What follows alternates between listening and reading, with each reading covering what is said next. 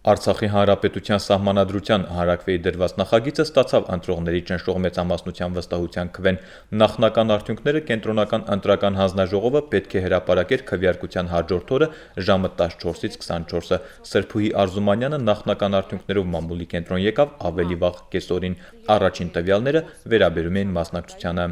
Մենք երեք հրապարակել էինք 76% մասնակցություն,